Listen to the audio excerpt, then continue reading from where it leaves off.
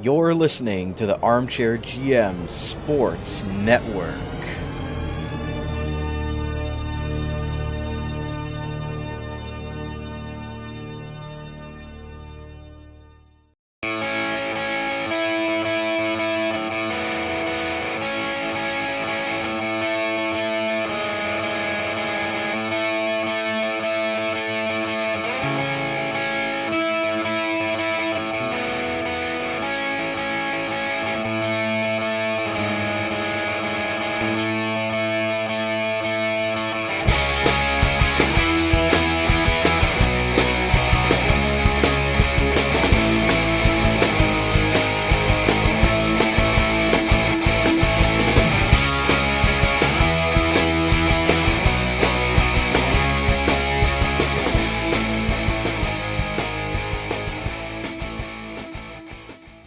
Welcome to another episode of the OHL in 60 podcast with Colin Ward. I'm Reece, Doumani, BC, of course, behind the scenes. However, he's going to chime in on a pretty serious debate we're going to have in about, 20 minutes or so, 15, 20 minutes. We'll see. But we appreciate everybody tuning in, whether you're watching us on the Armchair GM Sports Network's YouTube page or whether you're listening to us on your favorite podcast platform. We always appreciate it. Just kind of a disclaimer before we get started. No middle fingers will be shot at the camera, so we will not be guilty of a $5,000 fine or getting season swept by the Detroit Red Wings. So that will not be happening in this episode. Just thought I'd mention that off the top. So viewer discretion is advised. You will not see a middle finger or us wearing tank tops either. We're not going to do that. And we're not going to get season swept by the Red Wings. Yeah, we got bigger plans. Exactly. As Wings fans, there's bigger plans. And tonight they play Buffalo. Let's go Sabres. BC, you're in the clouds. Come on, get it done, Sabres. Let's go Buffalo. Always fun. Yeah, that's always fun. Although, epic fail, running out of beer Sabres on legit like the third night they had them. That is press horrendous. conference. And press conferences last Wednesday. Yeah, Bills. Brandon, how does it feel to be the most popular sports team right now in Buffalo and it not be the Bills? It's weird. Yeah, right? Different. I kind of said on this week's Saber Semantics episode on the network here, you can check it out, that for once the Sabres are the shoulder to cry on for Bills fans. Who'd have thought? You gotta love it. I love it personally. It's awesome. But, I don't have a problem with the Sabres. The Bills, I do. But yeah. Great. Sorry about that, Wardy. Hey, what? But I don't have a problem with the Sabres. Put up the photo. No, I can't do that to him. What photo? The divisional game. Hey, he wants to see the divisional game. The divisional game was a win. Okay, we might as well get to it. The Broncos got eliminated on Sunday. No, for those on YouTube, I don't even know the quarterback's name for New England anymore. They're about to lose to Seattle in the big game in a couple weeks. But whatever. Unless they throw an interception on the 3-yard line again. True. Russell Wilson. True. Rematch. Yeah. I'm very disappointed. I mean, Bo Nix is in the game. The Broncos win that, no problem. Snowstorms happen. That's no excuse. Should have kicked the field goal. Should have, would have, could have, obviously. It's 4th and 1 with a backup quarterback on the second drive of the game. You got to keep momentum there. You got to kick the ball. You take the 3 points and move on to the next day. And next thing you know, you look at it, right? That meant a lot. But all in all, the Broncos, I thought they played a good game. I mean, look at the passing yards for Stidham. Look at the passing yards for Drake May on YouTube. It's not even close. Like the Broncos, if Bo Nix is in the lineup, it's not even close. It's not even close, the game. So it happens, but all in all, it's a great year for the Broncos. I think they overachieved. I think they played better than what anyone ever had them going into the season, let alone in that division, right? Battling Kansas City and dismantling the Chiefs like that. The Bills, this is their year. It sounds like another team I know in Toronto. This is the year. They get walked. They get embarrassed like that, you know? Bills fans are very unique. They're very unique because they all point fingers. We don't want any Toronto Bills fans. All of a sudden, they get beat out. They go to the referees. They go to this. They have a terrible press conference, and they expect me to not compare them to Toronto? Come on. That's why the Sabres are the best team. Actually, no, the best team in Buffalo are the Buffalo Bisons, and they always will be. Go Bisons. Bro. Hey, I like the Sabres. Bro. There you Hey, go, Reece. Hey, you know what? We've been What about- over 500 forever and won one Super Bowl. Hey, You go from I mid think- to mid. Big Mac, Mike McCarthy, new coach. Oh, Reece. yeah. Congrats. Man, like, Look at him. Rodgers He's coming hot. back. He's ready. Rodgers Big Mac's coming ready back. to go. Look at him. man, this reminds me so much of like when Ken Holland killed the Red Wings at the end of his tenure. Well, we gotta get Michigan guys that are mid and not good, and Pittsburgh. Let's Ownership. get a Pittsburgh guy that's won a Super Bowl in the last quarter century, or like. You know that funny picture of the guy with the Uh. dress shirt and he gets the same dress shirt as a present? That's what it feels like. Like the exact same color and everything. Like it's like Yeah, gift. yeah. This is Mike Tomlin 2.0, Oh. except a little heavier. Good luck. Yeah. It was. Yeah, because I don't know if we're trying to bring back Aaron Rodgers, like This higher. man. But I mean, also, what quarterback are we taking in the draft? Nobody. There's nobody Exactly. there. So Wait till like, next year. that's stupid. Exactly. Next year's who the quarterbacks are. Yeah. Well, we're losing Arthur Smith to That's good. Ryan to Day. some red team in Ohio, but Ryan Day. From experience, that's not good. whatever. Enjoy that offense. Sucks to be you. Chip Kelly. Although you'll have a quarterback that was born in the 20th century, so that might make a difference. That best, might one be of the best all right. quarterback in college football. Oh. It'll They'll be beat good. Michigan, so they'll at least get one win. Well, hey, Ryan Day Bruh. has a track record. Urban Meyer had a track record of guys coming into the system and performing. I don't even think anything of it. I mean, Justin Fields was a running back when he came into Ohio State, and he turned out. I mean, obviously in the NFL, but in college, he was Oh pretty yeah, good. how'd the Jets season work out? No, big time. Big time. But yeah, but at Ohio State, he was unbelievable. So I care about him at Cancel the Ohio season. State. You go to Cancel the the Jets season next year. Arch is leading Texas to the championship. You heard it here.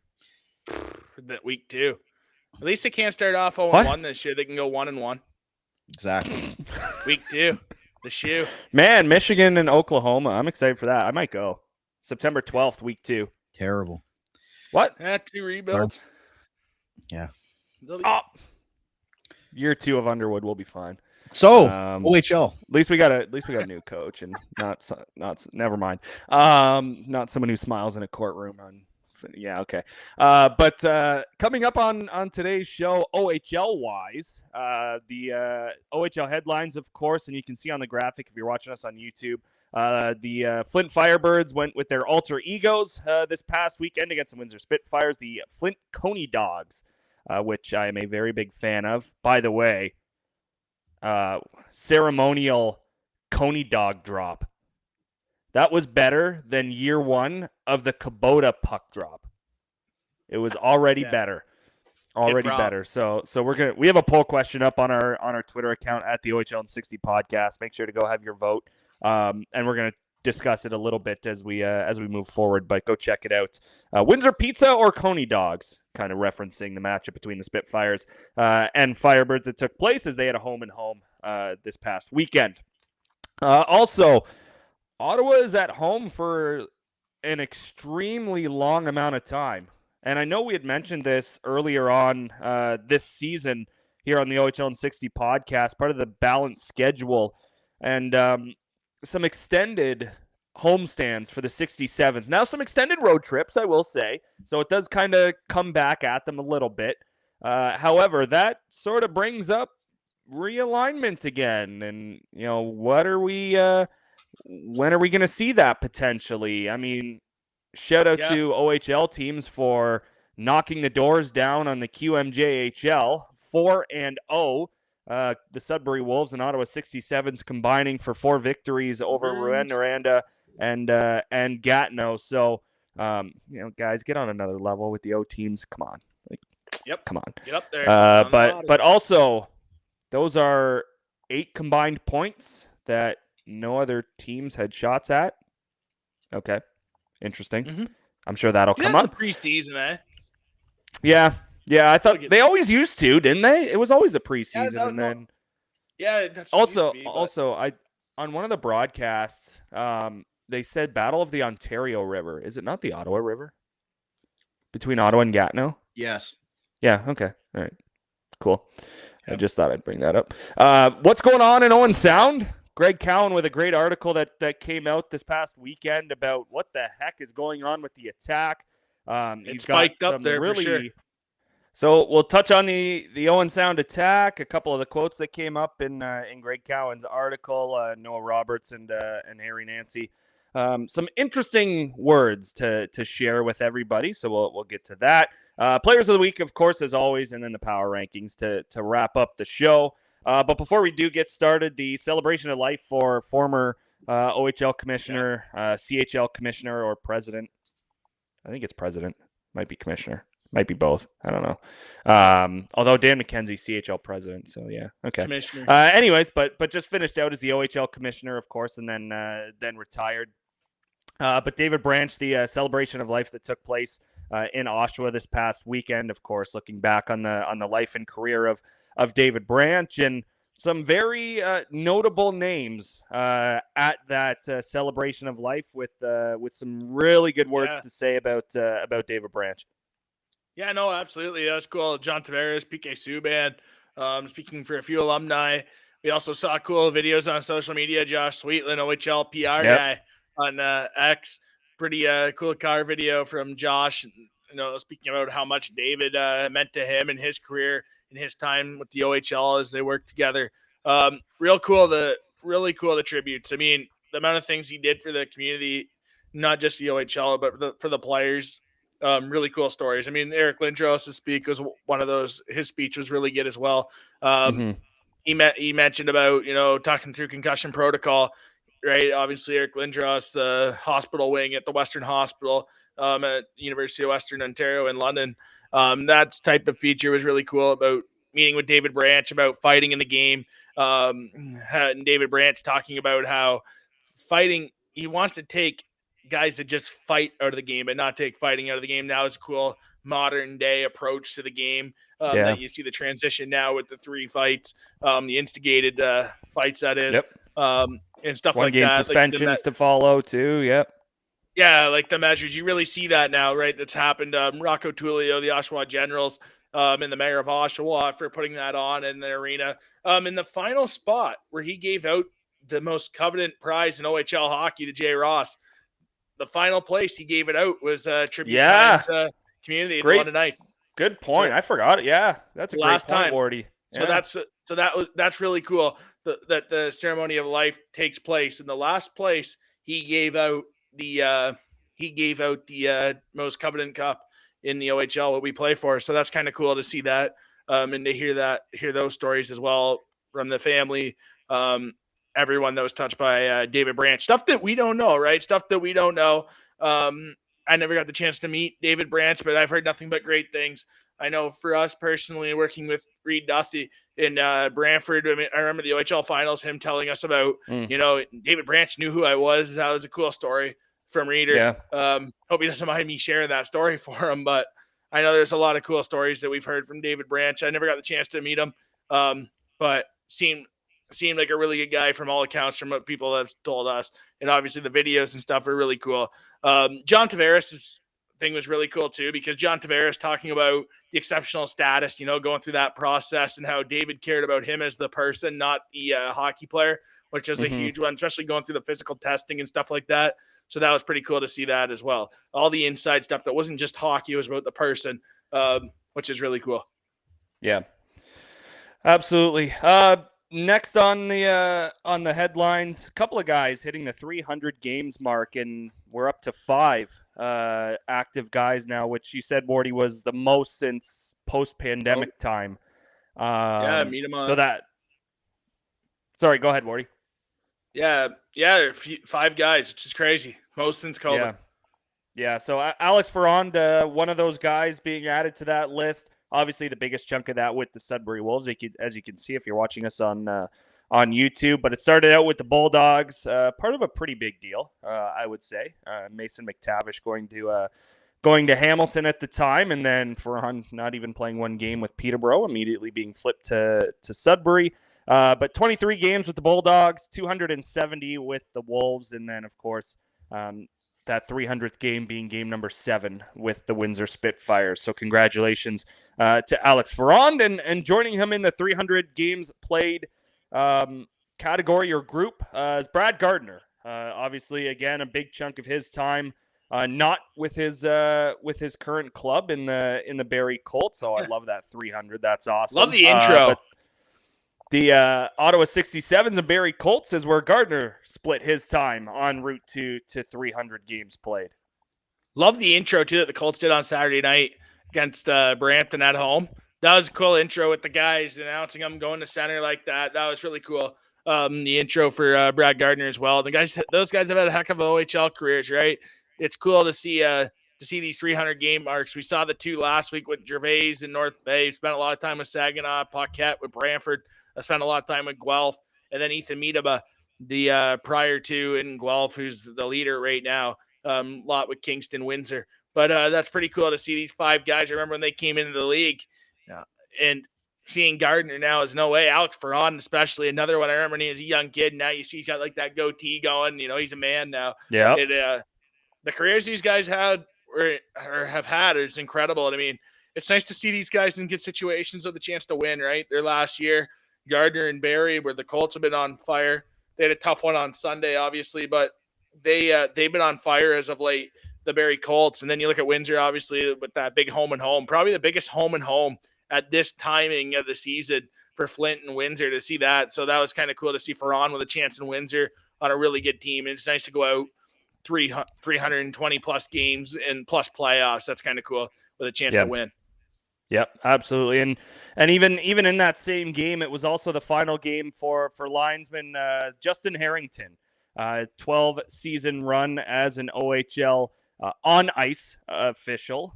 So again, that was the game between the Brampton Steelheads and the Barrie Colts. Over those 12 years, he officiated 319 regular season games, 30 playoff games. Also included a trip to the Memorial Cup in 2019 when it was hosted in Halifax, Nova Scotia, and then I've also worked multiple Canada-Russia series games. So congratulations to him. Again, on YouTube, you can see the photo there with his family, his final officiating crew, and then, of course, OHL officiating manager Scott Oakman presenting him with an award of recognition. So that's a cool photo. That's a cool scene, and congratulations on your 12-season career, Justin Harrington. I remember Harrington being the big guy in a scrum. You don't want to go into a scrum because he's that linesman that'll take you out and make you look silly. Yeah. The tombstone for the Windsor Spitfires is next up. Oh, thank God. Oh my goodness. Like, it was about time they brought these back, and not just the logo itself, but you look at the jersey scheme, also the design of it. And I mean, my favorite version of the tombstone is the Mickey Reno days when it was the more prominent red compared to the navy blue with the white around the shoulders. But of course, this is the OG look, and they nailed it. The Windsor Spitfires absolutely nailed it. Please bring back this logo full time. Sincerely, anyone who watched a game at the barn. Because I love these, man. I'm still looking for one. I'm still trying to look for one. Obviously I could probably, bid on one of these, but just to cool. Get that logo. I've still got the puck. I think I've got it up here. Yeah, I've got the tombstone puck up here for the Windsor Spitfires as part of my collection. So, I love it. Thank God they brought it back. Yeah, those look sharp. Those things look really good. They knocked that out of the park. The only thing I don't like about it is the ads. I don't like jersey ads. Oh, God, I'm with you. Obviously, I get why. But for those watching on YouTube, the Subaru ad right there, opposite of this. It's also massive. It doesn't help that it's, like, massive. In the blue. On the Windsor jersey, yeah. The different shade of blue, too, makes it look stand out. The logo is great. The logo in the jerseys is great. I just don't like the ad, which is literally a simple thing, but maybe that's a Red Wing fan coming out. But they need to do this. I wish they did a full-time alternate as this one. That'd be sharp. I'm in. Keep it full-time. That'd be awesome. Windsor has the logo. Windsor has the logo that London doesn't with the Spider Knight. Maybe I didn't like those purple things. I don't like their alternates now. Windsor has the simple excellent logo, and simple is better.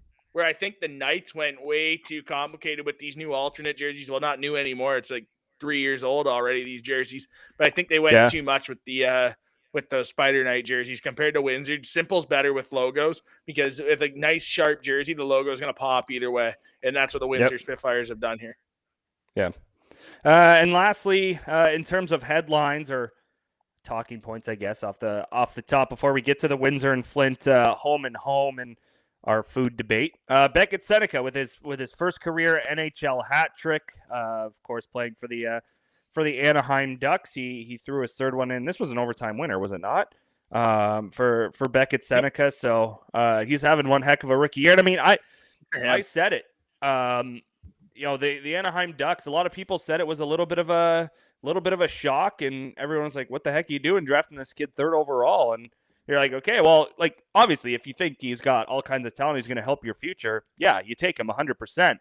But if he wasn't in your lineup this year, then it kind of makes you question, well, why'd you take him third overall? If a third overall pick should be in your lineup, 2 years removed, 2 years removed, yeah. So good for him. Good for him. He's looked really, really good. 18 goals. It's near the top, if not at the top of rookie scoring. 41 points.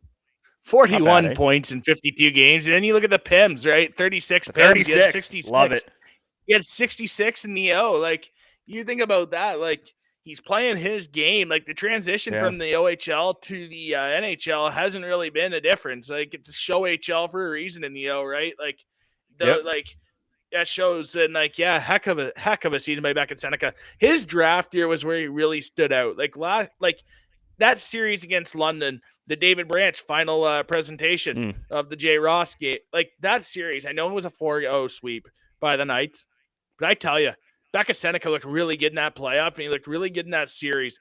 And to see his game evolve here, he goes third overall. Last year, you see the impact he had. He had 86 points last year in 56 games. I mean, that's incredible, right? In just 56 games. And look at the postseason, 32 and 24 in the playoffs. Exactly. Like that's a 10-point jump year over year from year one. Time. Well, from his draft year in 2023, 2024, he had 22 in 16, and then he jumps 10 points in just 2 more games played. Yeah, it's well deserved. That's incredible. And that's why absolutely he's a third overall pick for a reason. And I think that's why he deserves to get the credit. He should be in the NHL. Absolutely, he's got to make the NHL. Yeah, 1 year after being the third overall pick, but this year was destined. Great decision. It was the right decision, clearly, by the Anaheim Ducks. It was an automatic with Beckett Seneca. I mean, the size, 6'3", 206, right? With the skill that he has, I mean, that's NHL. That's NHL all day. So congrats to Beckett, first hat trick. That's pretty cool. The best thing about him is he's a hard to defend against. Like, I remember watching him last season, like throughout the year, obviously the Bulldogs being with them, you see them 8 times last year. And I mean, he's a load around the net. He's hard to move. When he's guns a-blazing over the blue line down the wing on that right side, like when he's coming over the line as a defenseman, it's so hard. He's so big and he's so physical. He's not afraid to use the body. He's not afraid of contact. And when you see that size with the physicality around the net, he's going to be a dominant factor in the NHL for a long time to come. Great player. I really enjoyed watching Beckett Seneca in the OHL. He's one of those guys that it's nice that you got to see him play in the OHL because he's a guy that you're going to see at the National Hockey League level, Olympic games someday. He's that good. I remember seeing Pat Verbeek there in the OHL finals with Oshawa and London. So great, good on him. He saw something. Yeah. No, we saw got that Red Wing mind in him. Mo Sider. Right? Mo Sider, everyone had him going, what was it, 26? Some people didn't even know who he was. Now he's a pretty dang good player. So, yeah, those were fun days. Exactly. All right, let's get to it. Not only was the hockey awesome between the Flint Firebirds and the Windsor Spitfires, not only did they play a home and home, which made it even better. Flint Coney Dogs night in Flint, the one-night rebrand on January 24th, which sparked our debate between the two cities. We felt the need to have this conversation We've got the Twitter poll up again at the OHL in 60 podcast is where you can find it. Up to date, 70% on Windsor pizza, 30% on Coney dogs. And I gave my thoughts on Twitter earlier on. You know, it was really hard to choose. I did end up picking Windsor pizza just because I have it more often, and well, it's Windsor pizza. But Coney dogs at like 7, 8 o'clock in the morning on opening day with a nice cold beverage hits different. Or that night at 2:30 in the morning when you're coming home from the bar and you need something to eat, you stop by Lafayette or National Coney Island for 2 or 3 Coney dogs and you're set. So I mean, it was hard. I picked Windsor pizza, but like either one for me. If I'd pick both for either one, but yeah, I did a game 7 overtime type decision. That's absolutely tough. Yeah. It went down to the wire. Yeah, I think I've had Windsor pizza 3 times now. That sliced Coney pepperoni. Me and Charlie Paquette could have an entire podcast episode just on Windsor pizza, Capri Pizza, Armando's, Arcata. Just to name a few. We got Arcata in Windsor. There's a few good ones. Like they Windsor pizza's good. Windsor pizza's good. I saying before. I mean, Brandon's got a topic too that he wants to chime in on his, but the wings, supreme slices, Little Caesars at the pizza box, those are so good. Those are unreal. But yeah, I went Coney dogs, but Windsor pizza is legit. It's legit. Like I said, it's a tough conversation. Like you said, it's a tough decision. I went Coney dogs. So I figured more people would vote Windsor pizza. So that's my decision. Oh, all right. It didn't look so bad in the poll. At 1%, but then it turned out to be 30. What's your addition, Brandon? I know you said you wanted to add one to this. What did you have? I'm coming off the top rope with a buffalo wing. Yeah, that's a solid Those one. were good a couple weeks ago. After the divisional game, I really enjoyed some buffalo wings. Really, I had a few buffalo wings. Yeah, no, buffalo wings are good. Better than a Detroit Coney dog, and better than whoa. I would put buffalo wings maybe above a Coney dog, but not above Windsor pizza. Well, I still haven't had Windsor pizza thanks to Manny Pava. So shout out Manny Pava. Yeah. How about these jerseys, by the way? Am I out of line? No, the super slice is good. No, super slice. You pair that with a beer bat on opening day, it's perfect. That's what I had, and then I met John Keating. I went to go up to the concourse to get that, but I ended up bumping into John Keating on the set. Took a photo with him, had a chat, and then went to help myself to pizza and beer. So. Yeah. The Coney dog jerseys. I like them. Oh, wow. Yeah, those look sharp. Kevin, he looks good in that. Yeah. He does. Yeah, I know. They auctioning these things off? Think so. I hope so. I want the Brian Gardner one. Shout out to the Firebirds. Yeah. That's sharp. Have a hot dog mic. The game when it cuts to him on the headset at the intermission. I hope Brian had one in his hand when he was calling this game. I hope so too. Oh man, I wish I could see the intro for the true game. Coney dog. That's a mouthful. You ain't getting one word out. Stuff that thing with chili, man. Oh, merch. There you go. Ground beef colored hoodies, mustard yellow T-shirts. Oh, that's cool. That's unreal, man. Great initiative of the Firebirds. I mean, like we mentioned with the Twitter poll, right? Like Windsor's got to have a Windsor pizza game. They got to have the pizza versus the dogs. That would be unbelievable. That's a marketing campaign right there. I was going to say that sells itself. Trophy with Saginaw. Like I know they had that trophy with Saginaw. The Coors Light I-75 divide. Yeah, like you got to do a pizza versus dog night next year, or even at the end of the year. You got to do one. I'm in. Those are cool. Like that. Talk about a marketing campaign, right? The other side of the river where you get Windsor, where the pizza, right? Like, and then you get the Coney dogs. Like You got to do, like, I guarantee you everyone listening to our show right now is craving pizza and Coney dogs, but apologies for that. Hey, Coney dog pizza. You think? That might have to happen. I might have to do that.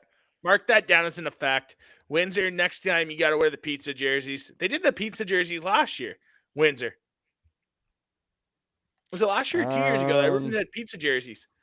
They got to do. They got to do a game where they play Flint, and they got to do that with the Coney dogs versus the pizzas. Be unbelievable. Great marketing strategy. Man.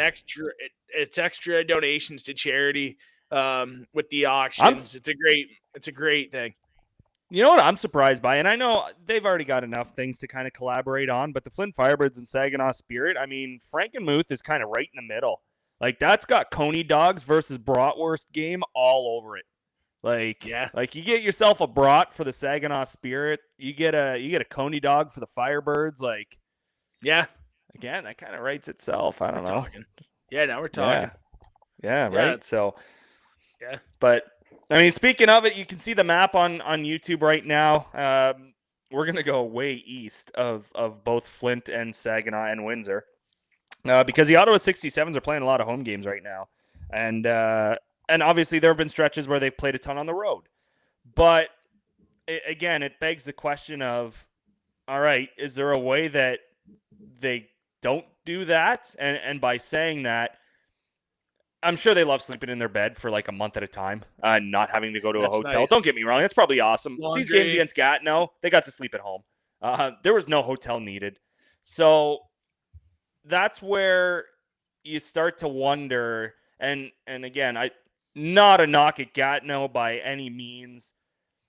And I mean, it's not like it was a throwaway game for them, but Ottawa was a better team in both games.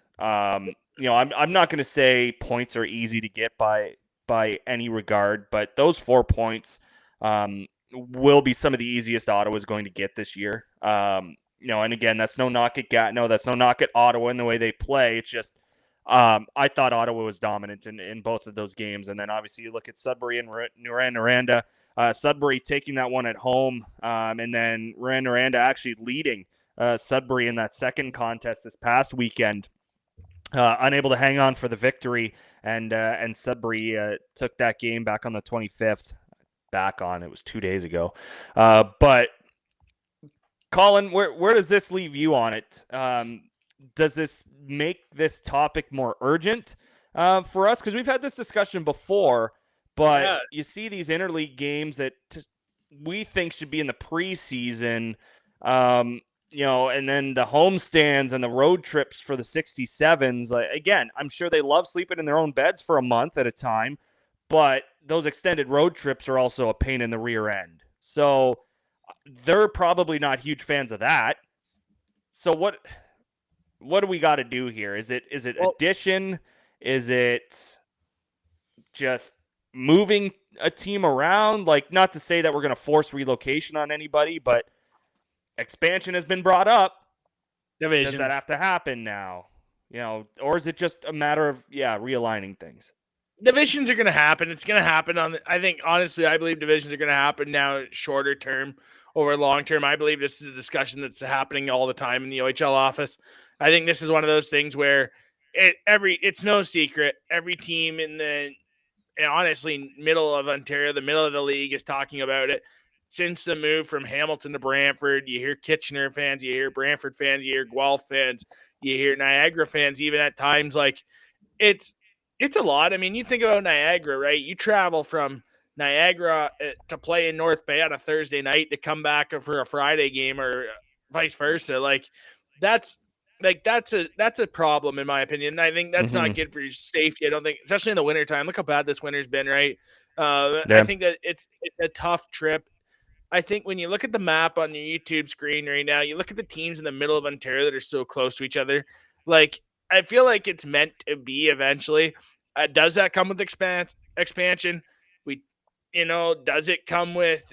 I think if you're going to expand, you got to expand in the East and one team in the West. I think you got to go two, because Yeah. You look at the East, right? You look at the East. It's easy to say, okay, you go Brantford, Niagara, Guelph, Kitchener, Erie, but then what does that make? What does that make the East? Okay, you put Owen Sound over, so then 2 teams go to the West, one team goes to the East. That doesn't work. So you got to expand. You have to expand, and you got to leave it at. And like, it's one of those things where it's hard to do because of the cost, and obviously Belleville re-signing a lease, that's not going to happen in the OHL. Right. Which, and you look at your map, that makes perfect sense between Peterborough and Kingston.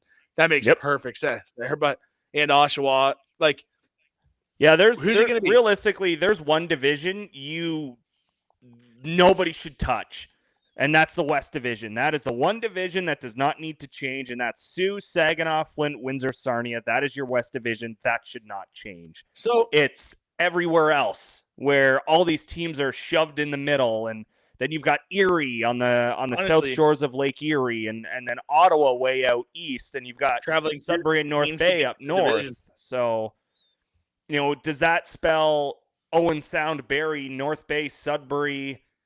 Well, then Peterborough?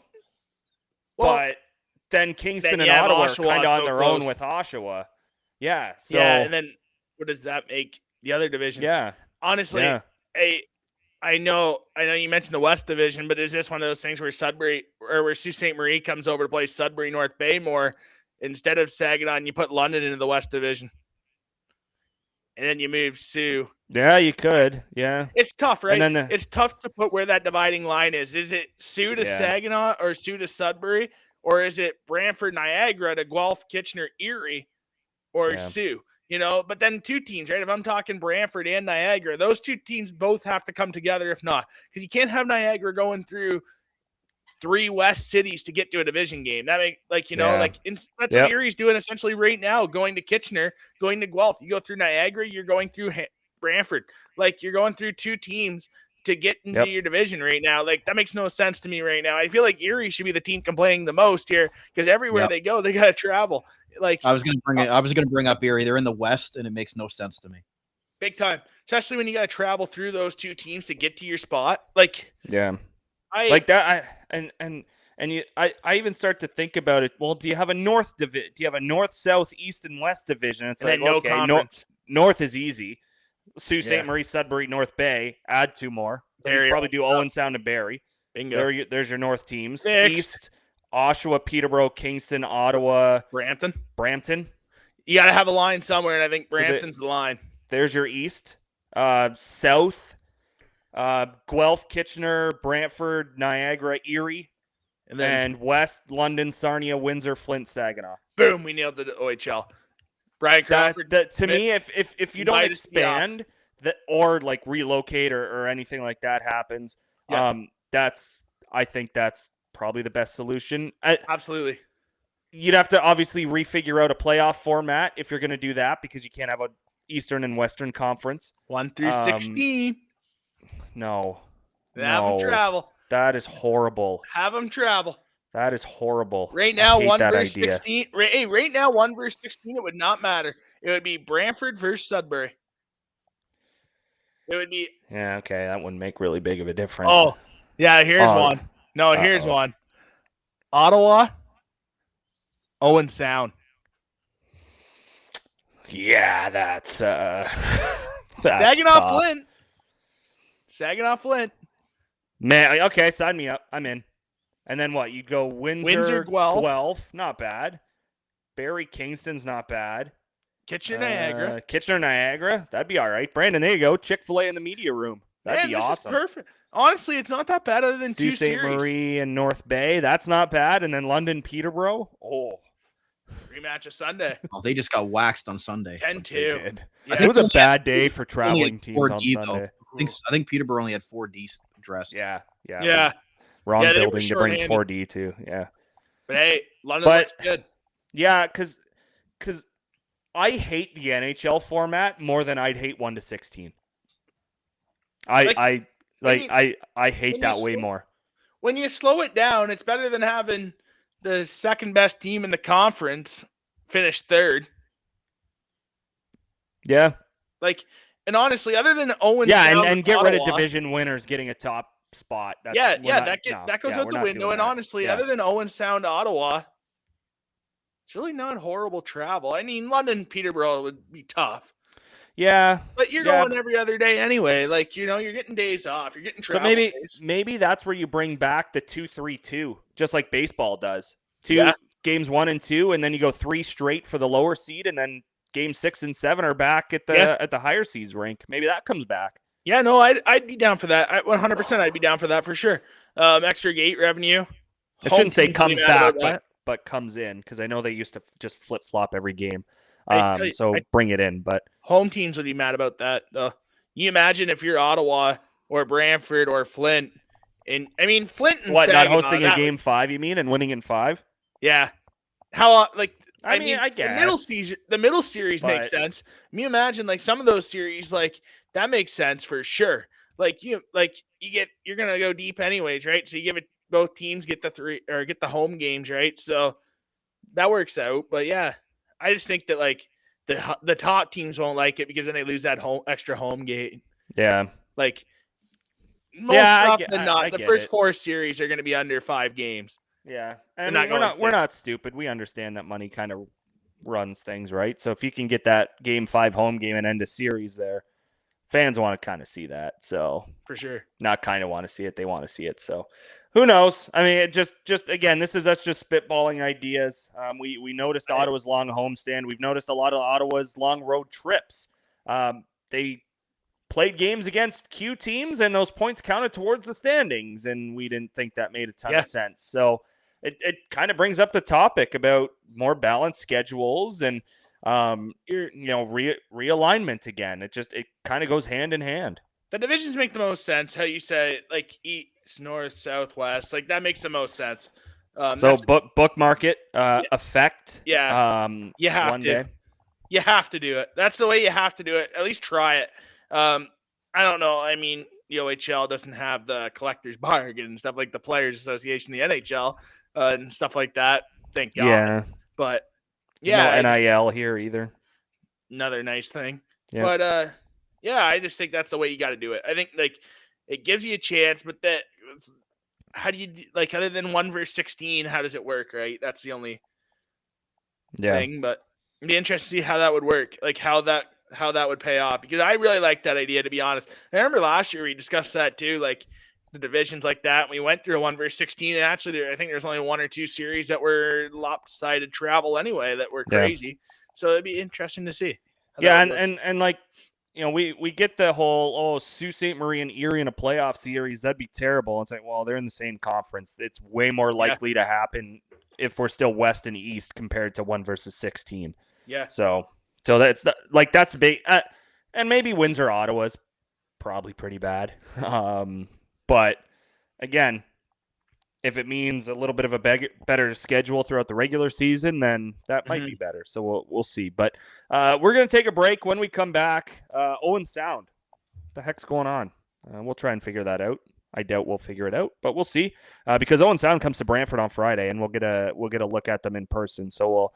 I'm sure have updates for you regarding that on the next show. But also, Players of the Week were announced on Monday, and the power rankings to round out the show on this week's edition of the OHL in 60 podcast. That's all coming up next.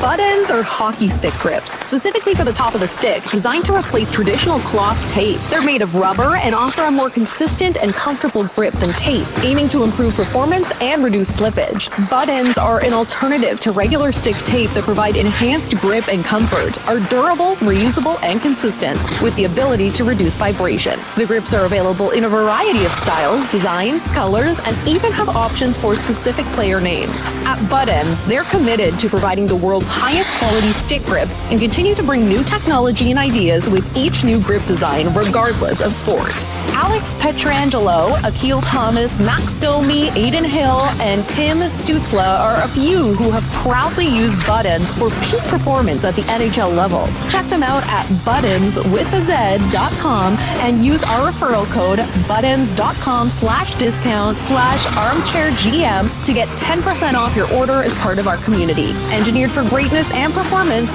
Butt Ends, the #1 grip in hockey. Fourth Wall is the official merchandise supplier of the Armchair GM Sports Network. Our user-friendly site is print to order with no minimum items or inventory needed, shipped right to your doorstep safely and efficiently from their North American warehouse. All of our logos are available to supporters, listeners, and viewers can have the best variety available to them for their swag preferences. All items are priced as low as possible, allowing everybody who wants to support our business with the opportunity to do so, receiving quality and comfortable products in return. Shop today at fourthwall.com with the direct link to our Armchair merch store in the description of all episodes and in the bio of all of our social media accounts. Become an Armchair GM today with Fourth Wall. You're listening to the Armchair GM Sports Network.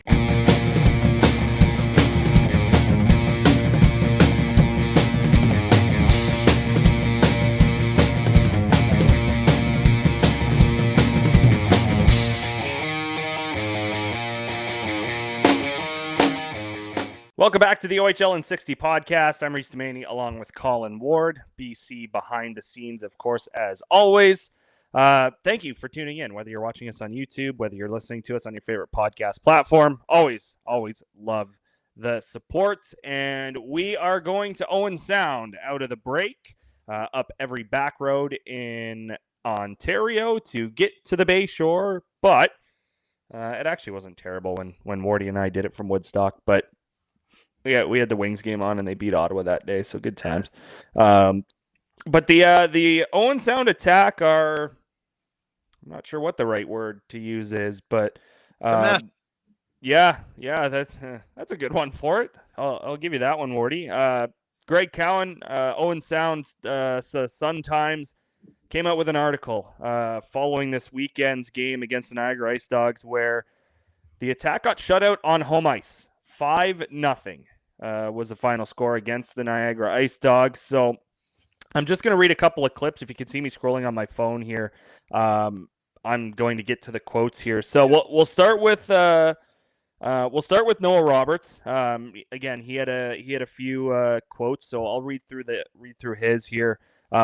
He goes on to say, quote, "We need to win games. There's no ifs, ands, or buts. There's really no choice. If we keep on this losing skid, we might not make the playoffs," which is a harsh reality. It's a sad reality, especially in my last year. I don't want it to end like that. I mean, yeah, I don't blame him for it. We look at Harry Nance, even what he had to say. He goes, "Everyone is down on themselves. We're breaking down. Right now, after every mistake, after every screw up, we start pointing fingers and chirping at each other. It's just bad." Noah Roberts again goes on to say, "We just give up. Last night in Kitchener, we go down 2 goals, and it just seems like we stop playing. We stop playing with the structure we've been working on all week. We stop doing the things that are going to make us successful in the long run, and it's really hurting us." And then there's one more I wanted to get from Nancy here. I'm not trying to point fingers, but some guys just try to do stuff by themselves and are trying to be that game changer. But it's a team sport. We've got to try to move the puck and find the open guy and trust the system. Nancy's a little bit more to the point than I would say Noah Roberts quotes were. But what do you make of that, Colin? Well, also there's another one out of Noah Roberts too about it's tough. I mean, I don't know. I know it's simple, but what's next? Where does the team go, right? Noah Roberts, and as you know, this as a player, dealing with players when things are going haywire, this isn't a response that is legit just searching for answers right now. And Noah Roberts, it's tough. I mean, I don't know. Roberts said, we can't seem to figure it out really. So they're just searching for answers. That's a room right now that's got to be a mess. Usually, guys, when this goes public, it's a messy room. Yeah. It's a messy room. And talking about dressing rooms like on that manner with that wordage, like that's an insult. The dressing room, like, man, the dressing room, the clubhouse was my favorite moments about playing sports. Oh yeah. You and your buddies, like, that's the best. And when crap like that gets out, it's awkward. It's not good. Things go down. And I think it's one of those things where it's nice that they play Wednesday. They play Kitchener again on Wednesday.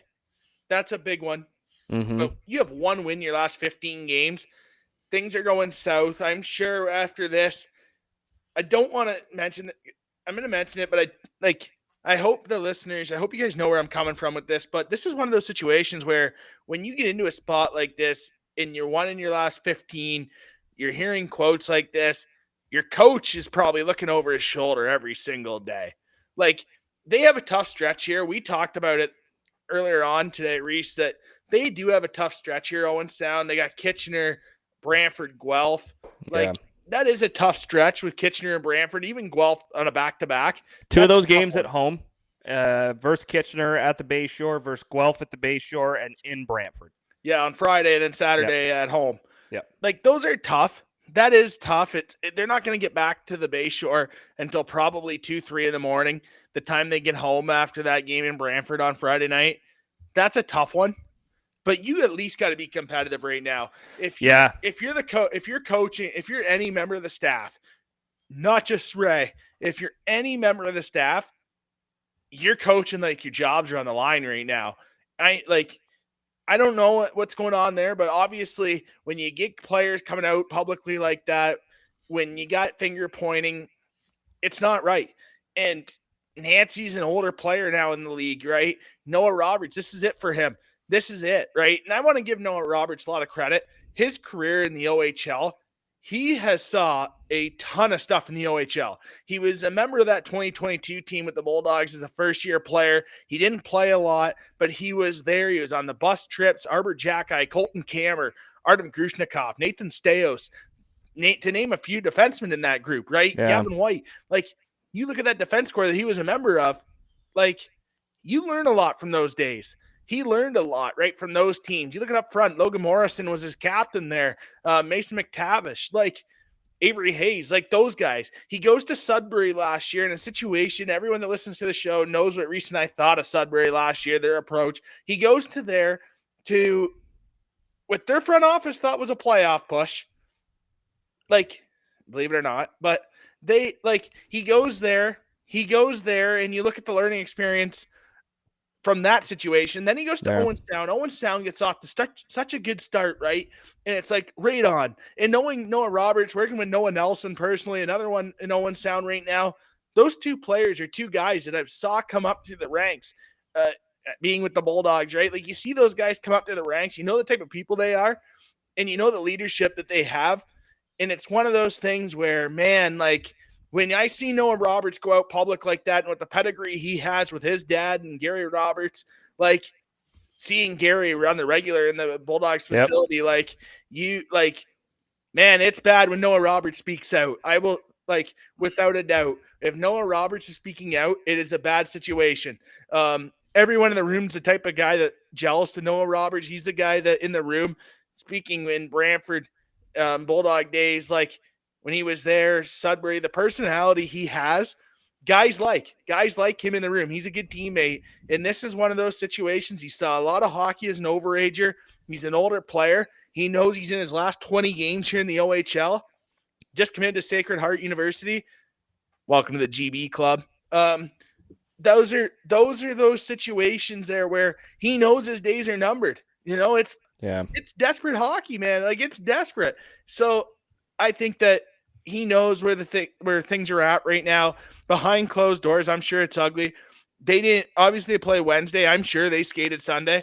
If you put in an effort like that and things aren't going right, unless the coaching staff just quits on the team, which doesn't sound, I hope that's not the case. It does not look like that's the case at all. I'm not saying that at all.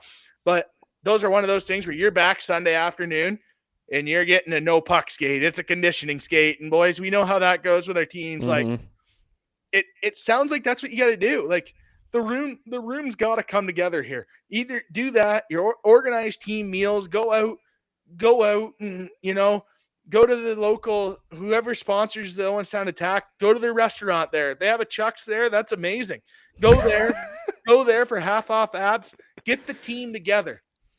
Go over to someone's house and watch an NHL game, watch football, do something together. But they need an off-ice event to get together. Yeah. I know my favorite moments in sports, man, were the tournaments and the games where you're where you're traveling, you're together with the boys, like, you're together, and the Owen Sound attack needs some togetherness right now.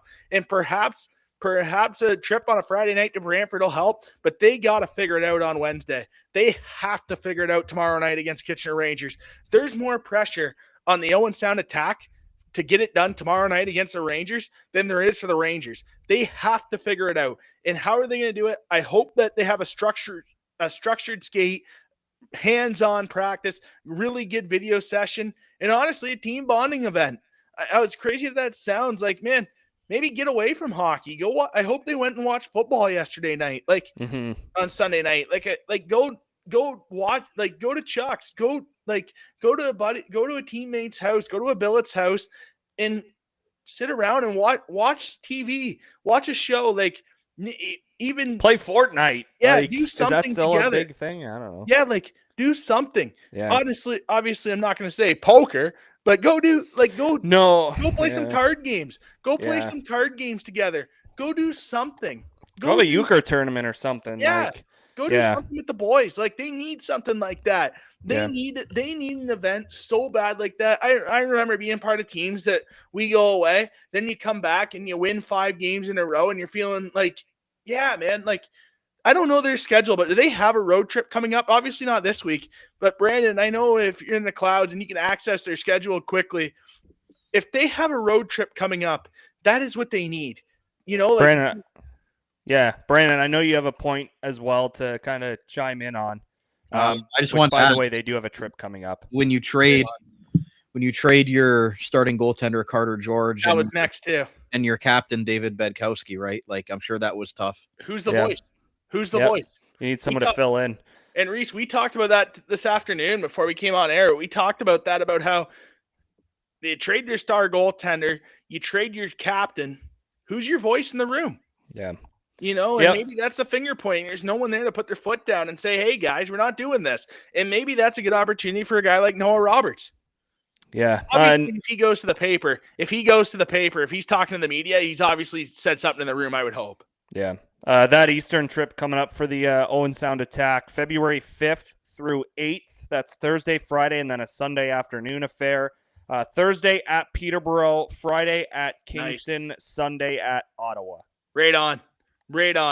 And again, like you said, like you're not even searching for wins at this point. Yeah, would you like to win? Sure. Obviously, you want to get into the playoffs, as Noah Roberts said. Lose a 3-2 he wants to be in the postseason in his last kick at the can here in the OHL. But you got to play more together as a unit. Right now you're not looking for results. You're just looking for energy. You're looking for cohesion. You're looking for just guys looking out for each other. Realistically, as simple as it gets, you're looking for guys to just be there and to pick each other up and have each other's back. And it sounds like there's not a lot of that going on right now. So, it's wild to see that they're not getting as good of results as they are now. Is this a top tier team? No. Don't get me wrong. I'm not saying they're a contending team by any means. But one win in their last 15 isn't something I expected from the Owen Sound attack. Especially with the third best power play in the league. Owen Sound's got third best power play in the league at 25.4%. That is behind second place Windsor, who has 26.2, and first place Brantford at 33.6. And that's where with you look at their last 3 games, right? Their penalty kills at 75%, right? And that's where you give up a ton of goals, and the power play doesn't show anything when you're not winning. If you're not playing the correct way, 5-on-5, it's not showing anything. You look at their last 3 games, they have 14 penalties. Like, you lost 5-0 to Niagara on Saturday. Friday, you lose 6-2 to Kitchener. You lose 5-1 the Sunday before back on the 18th to Owen Sound. You're not even in games. Like, they're not even in games. Like, that's the part that's frustrating. And you're taking penalties. You've been to the box 14 times. It's like the old quote from Bruce Boudreau. I mean, league's not going your way. Woe is me, someone's got to figure it out. I say nice road trip would be nice. That's not going to come till next week or the week after. Next week that comes in the out east. That'll help. Mm-hmm. That will help for sure. Probably Saturday off, either in Kingston or in Ottawa. Probably Ottawa. They'll probably travel. Yeah. That's nice. That's nice. Go to the nation's capital. Go to the Warplane Heritage Museum. Yeah, do something. Honestly, go to the hotel restaurant and hang out together. Do something together. I'd say that's their three biggest things. They need a road trip. They lost their leaders, Carter, George, and Bigkowski. Those are two big losses. They need someone to step up. Those two will happen. Yeah. But they need something. They need a road trip or something. I'd say they could go to Parliament or the Parliament buildings, but I don't think the circus is too popular nowadays, so nobody wants to go there with all those clowns. All right, let's get to the players of the week that were announced on Monday in the Ontario Hockey League. So the OHL Player of the Week, Jake O'Brien, played 3 games, had 4 goals and 5 assists for a total of 9 points, was also a +2, as the Bulldogs collected 5 of a possible 6 points. Jake O'Brien, this would be games 2, 3, and 4 back from a minor injury. So he's kind of rolling immediately back. Goalie of the week, Carter George, a couple of games for him. He's still undefeated as a goaltender for the Sault Ste. Marie Greyhounds. Goals against average of 1 in those 2 games. He was 2-0. Obviously, he's still 5-0. He hasn't lost. So 957 save percentage, a shutout, a total of 44 saves, and the goalie goal. Sniper. If you can see it on our screen here, that is his second career goal. Yeah, he's a sniper. Did he do the drive-by by the bench? I couldn't remember if he did or not. He did? Okay. Yeah, he did. All right. What a sniper. Love it. Unreal. Also, as I'm seeing this clip, teams, stop shutting lights off goals, please.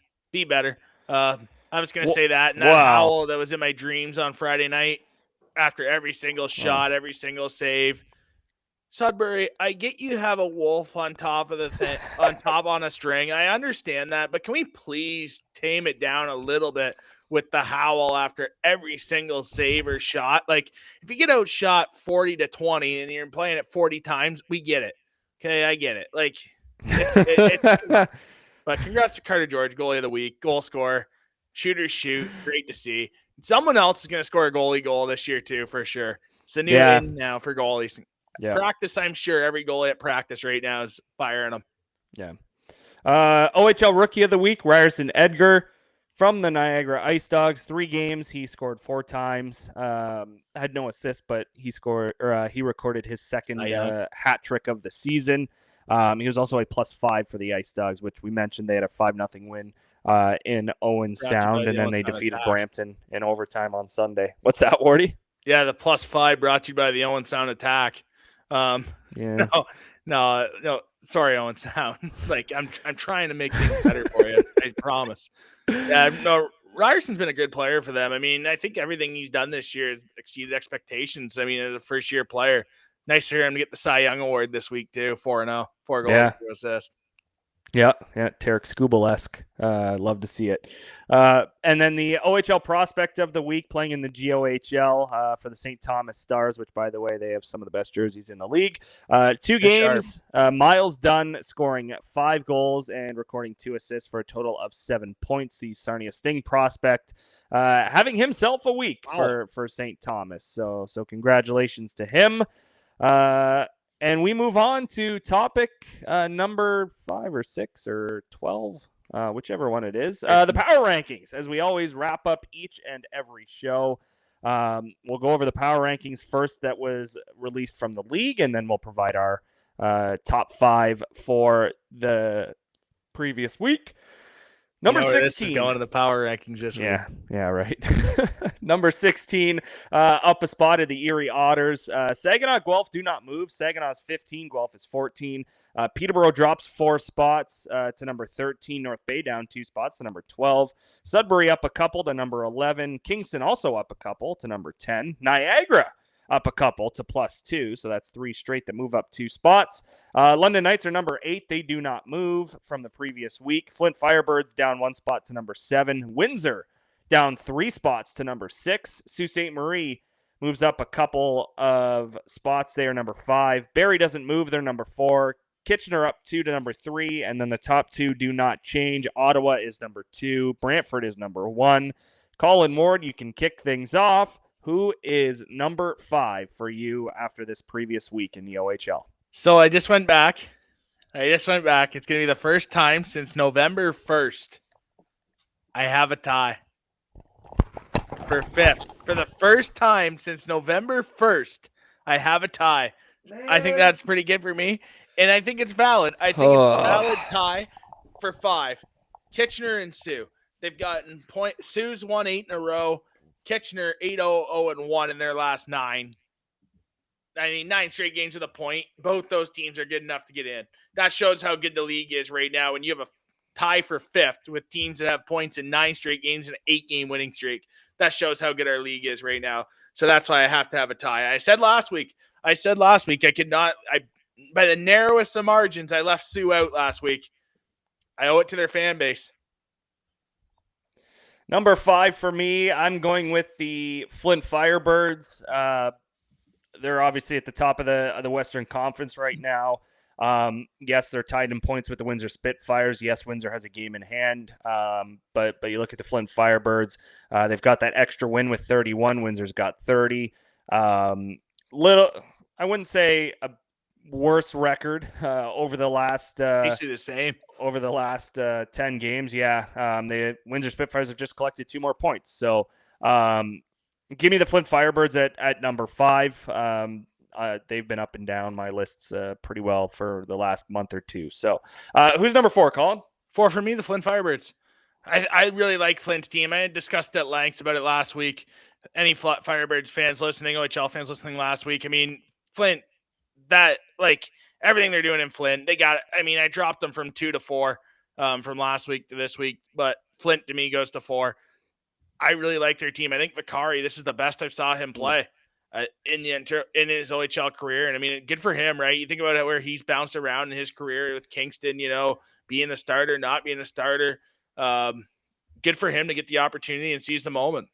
Yeah. Number 4 for me, the Windsor Spitfires. A little bit of a higher winning percentage for them. I already mentioned the difference between them and Flint right now, but the Spits with the game in hand. 6-2-2 in their last 10. Power play is way better than that. I shouldn't say way better, but just under 6% better than the Flint Firebirds. And the big number that I look at for Windsor is also they've only allowed 112 goals, which is second best in the Ontario Hockey League, only behind the Ottawa 67s, who have only allowed 106.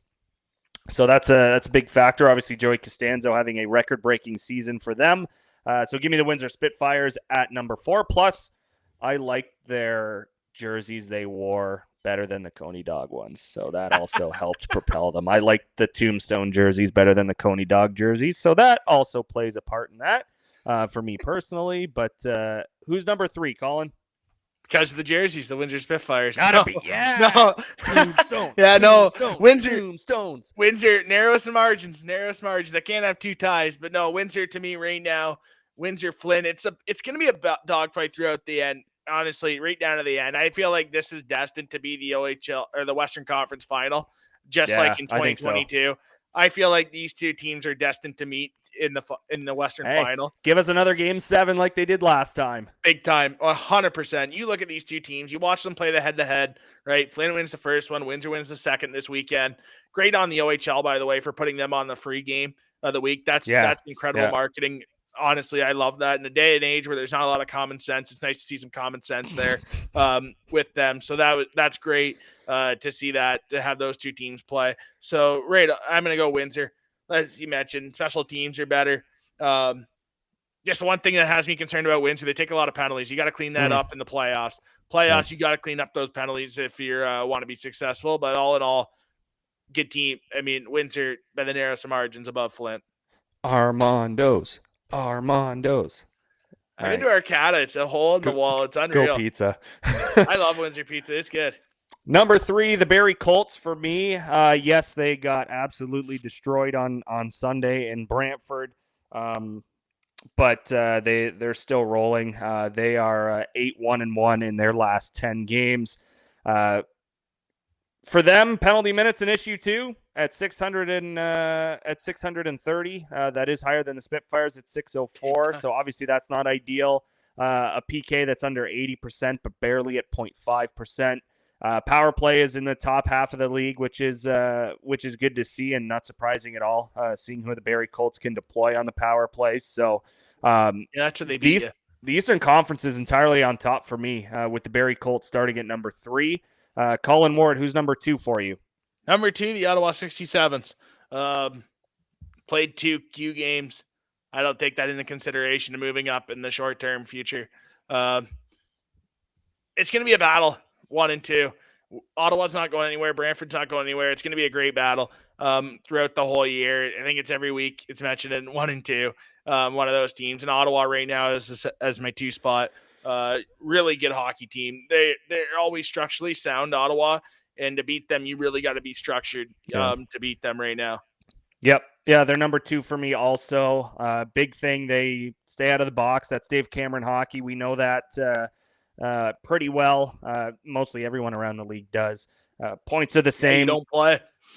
Yeah, exactly. They obviously have the same amount of points at 71. Brantford with the current tiebreaker because they do hold the season series right now with the 67s 2-1. But the special teams are one thing that I look at in a playoff series. The power play percentage is significantly higher for the Bulldogs, 33.6 compared to 20.5. Penalty kill there's a separation, but it's not huge. 80% for the Bulldogs, 75.2 for the 67s. Again, 67s don't take a lot of penalties to begin with. That's where they get you in the playoffs. However, yeah, if you get on the man advantage against Ottawa, you got to take advantage of it. And it's hard to argue with Brantford's power play, to be honest with you. So that's why Ottawa's number 2 this week for me. I'm kind of with you on the Q games also. In that 6-game win streak, there are 2 victories over a Q team. So, yeah, they're number 2, which leaves number 1, Colin. Brantford. Brantford's got a lot to improve on. And any Bulldog fans that follow me know my opinion on Thursday night's game. Friday night's game for the start. They got outplayed by 2 teams they should have outplayed. I know you're not going to be the better team any given night. I know that for a fact. I know it's a good league. I know that. But they got smoked in the first couple of shifts. First game, overtime, they got outchanced by the 8th seed team in the East in Sudbury. Paquette with 2 seconds left for their first overtime win of the year, 1-6 now on the season in overtime. But Sunday really cleaned things up with their win over a red hot Barrie team. And they just remind you, like, hey, and they know the mistakes. Talking with Jay McKee, they know the mistakes. They know that. There's no panic in the room in Brantford. They know where they're at. They're confident they're going to peak at the right time. They have a lot of guys out. They haven't had a healthy game yet this year with everybody in the lineup. Brantford's won. Yeah. Get rid of the World Juniors. They've only got 2 regulation losses. So again, they're not using it as an excuse, but you're right. They are missing some pieces. Sounds like Adam Banach is back for this weekend after missing the last 3 games for the Brantford Bulldogs. So that's encouraging for them. And yeah, they're currently number 1 as well. So you can see it on your screen if you're watching us on YouTube. If you're listening to us, Colin's list from 5 to 1. 5 is Kitchener-Sioux, tied. Flint is 4, Windsor 3, Ottawa 2, Brantford 1. Myself, Flint 5, Windsor 4, Barrie 3, Ottawa 2, and Brantford 1. And that means the end of this week's edition of the OHL in 60 podcast. We appreciate it, as always, to everyone tuning in, whether you're watching us on YouTube, on the Armchair GM Sports Network, or if you are listening to us on your favorite podcast platform. Thank you. As always, we really appreciate it. That'll do it for this week's show. For BC Behind the Scenes, for Colin Ward, I'm Reece Doumani. We will chat again in 7 days. You're listening to the Armchair GM Sports Network.